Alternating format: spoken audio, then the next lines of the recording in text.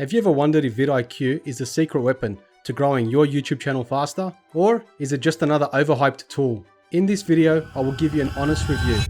This is not a sponsored promotion, just the real pros and cons, so you can decide if vidIQ is worth your time and money. I've seen a lot of creators using this tool, so I signed up to the monthly subscription across both of our channels. Okay, before we get into the details, let's talk about what vidIQ actually does.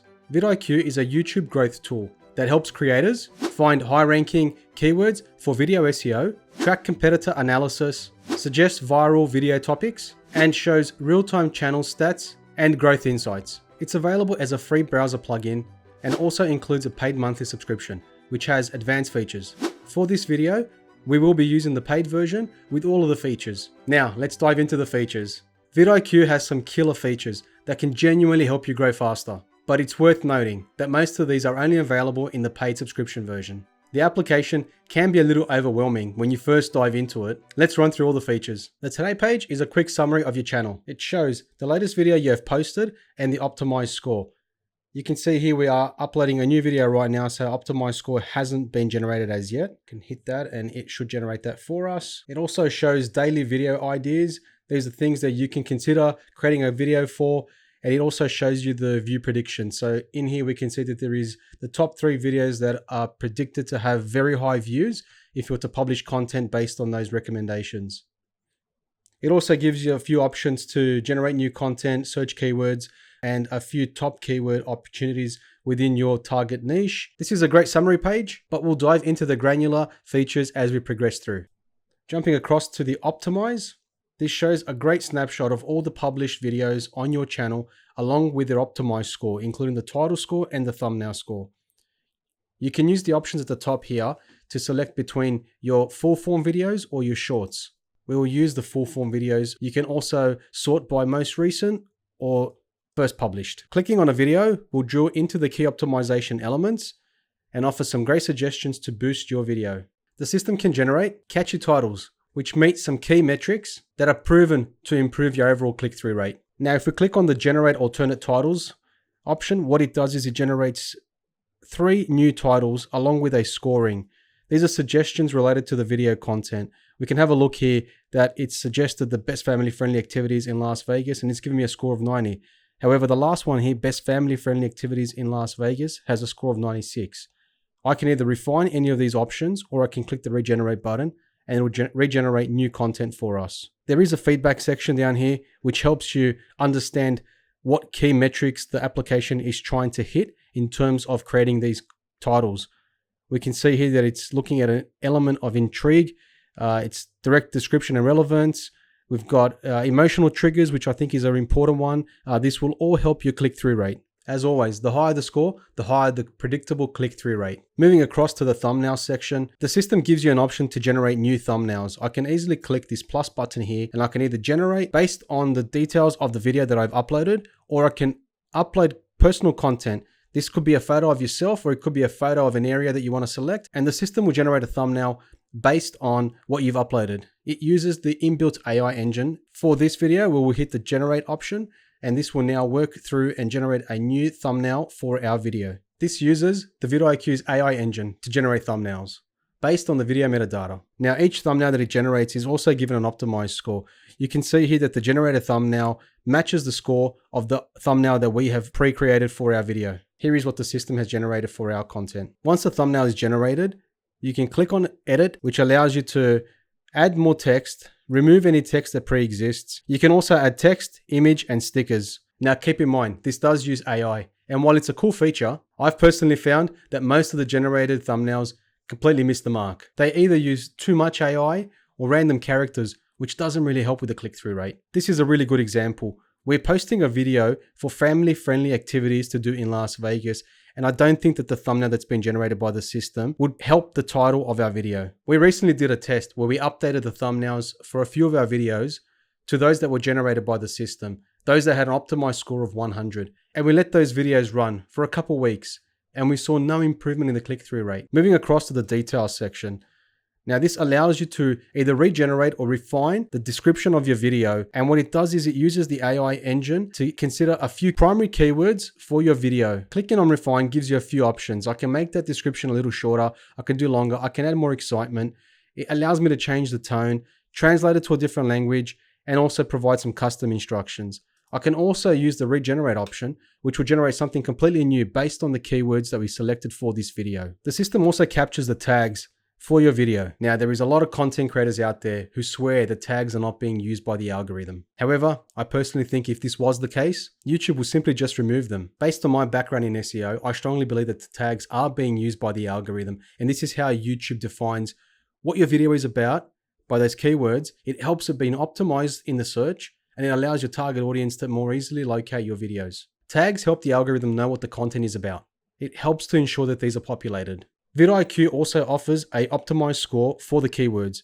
Looking through the list here, we can see that the majority of our keywords are in that orange bracket, which means that there is a high volume of searches. However, there is also medium competition in that area. The few tags that we have, which are green, as you can see here, family friendly Las Vegas has a score of 61 and Las Vegas has a score of 62. They simply mean that there is a high volume of search for those keywords and there is low competition. You'd want to ensure that your video has a lot of those green keywords. You can use the find tags option and simply select the topic in here. We will use the example of visiting Grand Canyon. And I can see here that the AI engine has generated keywords that match my video description. I can run through the list here. I can check the box for those that I would like to include as part of my tags for that specific video. And I can simply hit the add tags button. This will automatically add those tags to my video. It's really simple to use and a great feature. Once you've gone through your title, your thumbnail, and your details, you can then preview your video to see what that'll look like on the search. Now we can see that that video here is using the thumbnail generated, our title, and it shows what it's going to look like when people actually search. I can change the search options from home to in the search view. I can also look at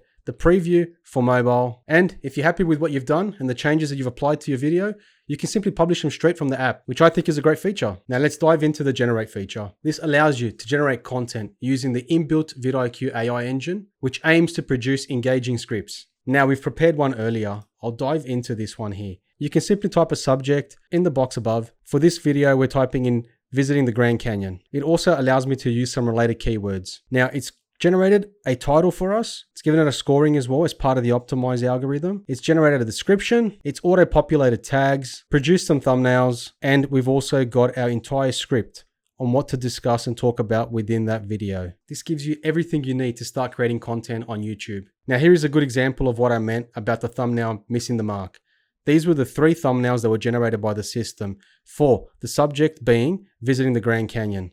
You can see here that these thumbnails don't really relate to visiting the Grand Canyon. The AI engine script is okay as a starting point, but in most cases, it will require significant rework to improve it and generate engaging content. Now, is this feature worth the subscription alone? I'd probably say no. You can probably do all of this with the exception of the thumbnail just by using ChatGPT. And let's face it, the thumbnails aren't that great either. Okay, there is the thumbnail feature. Now this simply generates thumbnails for predefined keywords or search terms that you type. Down here, we've got an option to describe the thumbnail ID. We can use our previous search term, visiting the Grand Canyon. I can either upload a video, I can upload a image, or I can reference an existing video for ideas where the AI engine will generate this thumbnail. In this instance, we'll just use the keywords. The system generates 3 thumbnails per request. It does take a couple minutes for it to generate, but in most part it is fairly quick. From the generated thumbnails, you can always click on the edit button. You can either refine it, you can add text, images, stickers, and it also has a visual eraser tool, which you can use to erase elements of that thumbnail. One thing to note is that we have observed there is a daily limit, even on the paid subscription, on how many thumbnails you can generate. When we first signed up, I thought this was a great feature. So I tried to generate a thumbnail for one of our videos and I just kept going over it and over again to the point where I hit the daily limit and I was told that I can't produce any more thumbnails for that day. I ended up just using Photoshop to generate the thumbnail. Moving across to keywords. Now this offers some great insight on video opportunities based on keyword activity. You can simply enter a search keyword option in the box above. Let's use the same example as previously, Grand Canyon. If I select enter, what it does is it gives us an overall score. It's telling me that there is a high monthly search volume for the keywords Grand Canyon, which is great. That's what we want to see. But the concerning part here is that the competition is also very high. you can see here that there is significant competition for those keywords. The goal here is to find keywords that have a high monthly search volume, but a low competition score. In our example here, you're probably better off locating alternate keywords that have a high monthly search volume and a low competition score. Now, if I click on the view all 305 related keywords, what this does is it gives us an overview of all the keywords that relate to what we've typed in the search box. It gives us the related score, the search volumes per month, gives us the competition score, and it gives us an overall score. I think it's great because you can filter through this list, and in most cases, I will filter by the competition. Now, this is showing me everything that's got very low competition, and I can also see the monthly search volumes. You can see for most of these, the search volumes are okay, and they're very low competitions. You're likely to get more impressions on these videos because there is people actively looking for them, but there is no competition within that space. I personally think that it would have been a good feature if there was an option to do multi-layer filtering, that being low competition, and I wanted to be able to at least select the range of monthly search volume so that I can narrow down these keywords. That doesn't exist right now, but it could be a future release.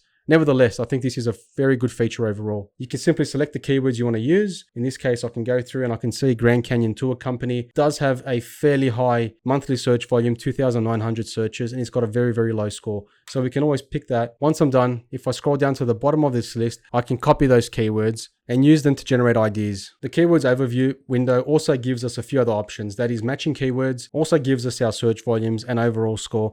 Plus we've got questions. These are items that we can consider as keywords. There is also top trending videos for the keyword that we selected. This can be used to give you some ideas on what to create in terms of content. Overall, I think that the keywords feature is one of its more powerful offerings. We use this heavily for our video now, and I think it has improved our overall SEO. Moving across to Outliers. The goal of this feature is to provide perspective on what videos are performing really well to inspire creators and essentially allow you to recreate those videos.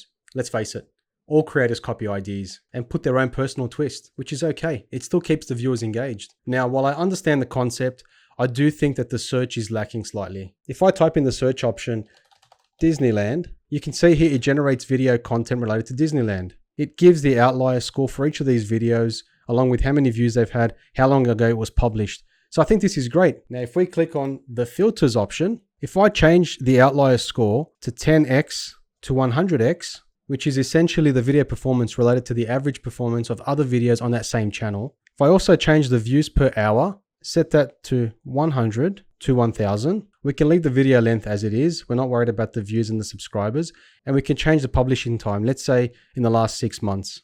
Now, if I apply that filter, now what I would have expected to see here is that it shows me videos related to Disneyland, which is the keyword that I search at the top, based on the filters that I've applied here. And I know that there is content to match the filters that we've applied. However, the system is showing me random videos which meet the filter criteria, but not the keyword. Based on this, I believe that you can only either search for the keyword or the filter criteria. It would have been great if it has multi-layered filtering, letting you add keywords and then drill down on those keywords. It could just be a bug on this instance, but that doesn't seem to work in the current version. If I'm doing something wrong, more than happy for someone from vidIQ to reach out and provide some details. Let's move along to the ideas. Daily Ideas uses the AI engine to generate a list of topics that are likely to trend high on YouTube. You can see here it shows personalized ideas for our channel along with the view prediction. Now this is showing me that these top few videos are likely to perform really high if I was to create content and publish it on YouTube right now. I'm not convinced that this is accurate by any means, and I'm more than happy to be proven wrong.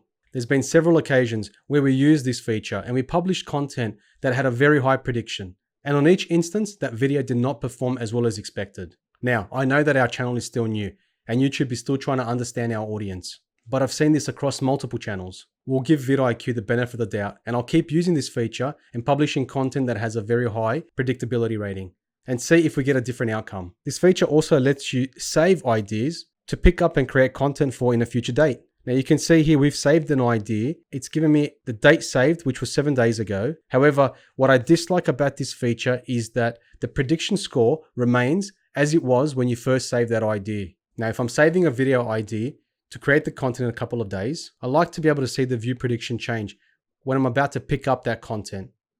It'll most likely save me a lot of time and effort if that trending prediction has dropped significantly. Moving across to create, as the name suggests, this feature allows you to create a new video idea.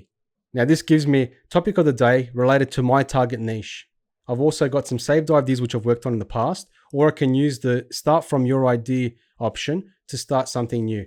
Let's type in here Grand Canyon and we'll hit the create option. Now this generates a few title options that we can use for this idea. Now if I don't like what I'm seeing here, I can always hit generate more and the system will generate a couple more titles. If I like one and I'd like to edit it slightly, I've got an option to go edit. We can select one and click on continue. The AI engine will then generate the thumbnail for this idea. I can either generate more, I can edit it, or I can just continue.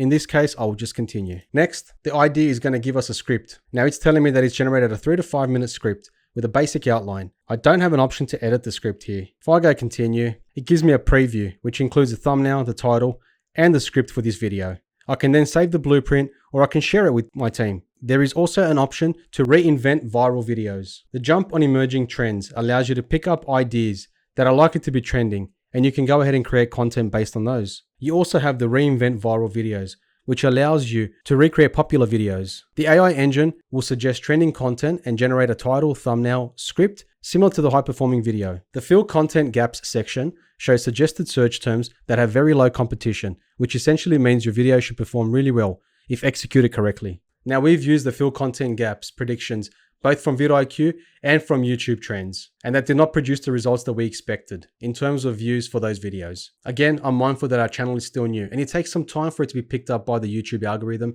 and for it to refine its target audience. But in saying that, the system is giving us suggestions for content gaps, that being people are actually actively searching for these items and there is very, very low competition. I would have thought they would have got better results. Let's move across to the coach. Now this is vidIQ's AI engine. Think of it just like ChatGPT, but it's tailored to YouTube. Now, because it's linked to your YouTube channel, the results are going to be more tailored to your YouTube channel and your target niche. I must admit, you can still produce the same results using ChatGPT. I like to use the advanced option, and it's really great for generating catchy titles, creating your keywords, your hashtags, and a great description for your video. I always like to use the advanced option. Now in here, we can do a quick search for top 5 video titles with the keyword Grand Canyon.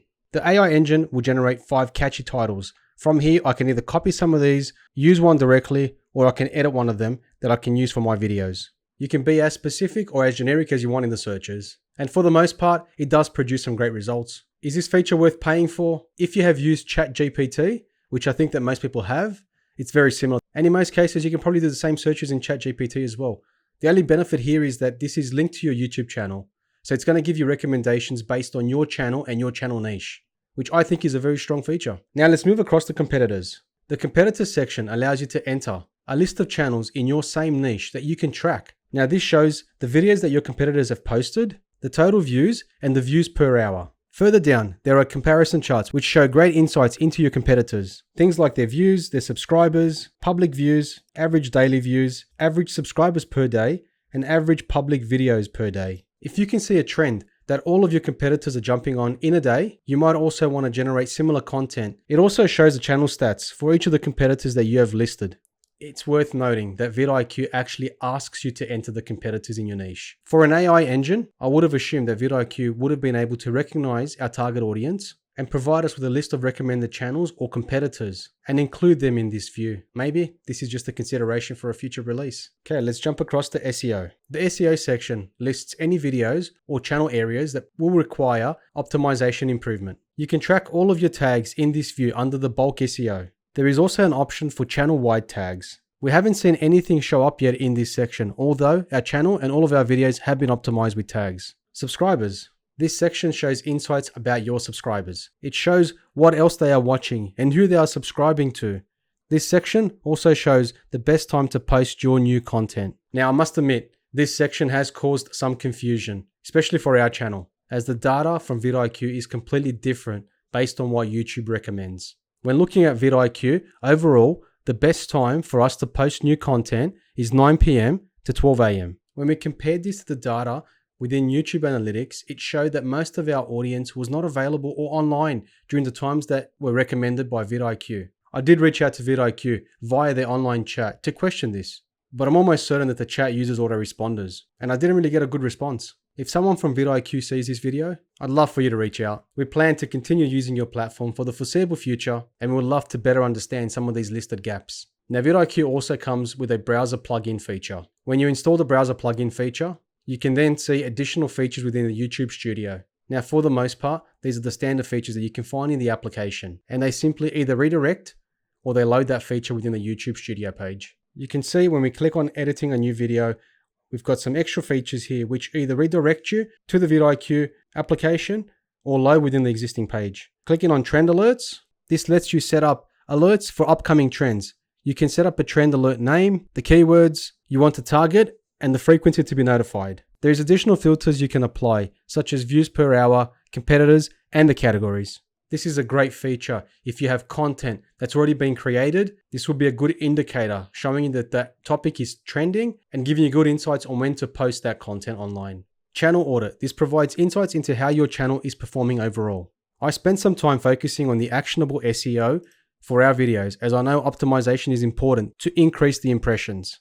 I must admit, I'm still a little confused with the scoring, and this is probably something that I'll be pursuing with vidIQ. No matter what changes I made to the video's SEO, the scoring seems to remain the same. I did try to reach out through the chat, but I simply got an automated response. I will engage with support and try to get some more details on how that overall score is calculated, because I do think that SEO is critical. Installing the browser plugin also gives you added features when you're creating a new video directly within your YouTube Studio. As you can see here, we've got suggested titles along with their optimized score. We've got an option to regenerate or refine our description using specific keywords. You can generate thumbnails directly from within the YouTube Studio. And I think the most important piece is the tags. Now, as you can see here, you've got an option to boost your keyword tags. It gives you a list of tags that you can select as options for your video. And these are all related to the content that you're publishing. You can go through and have a look at the scoring for each of these tags. The higher the score, the better the keywords. We've got that overall optimized score, and we can expand that to see where we can actually improve our video.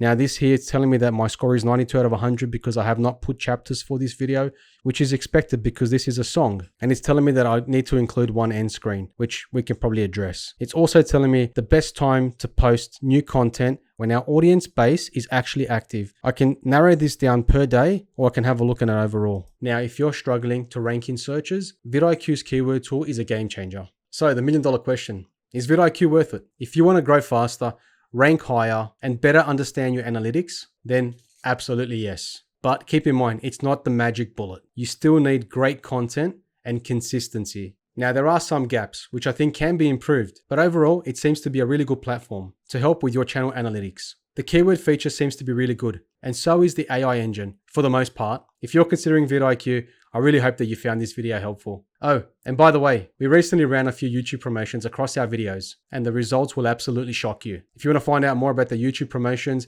and our overall results, make sure you click on this video here. It's worth the watch. Don't forget to hit that like button and subscribe for more honest YouTube growth tips.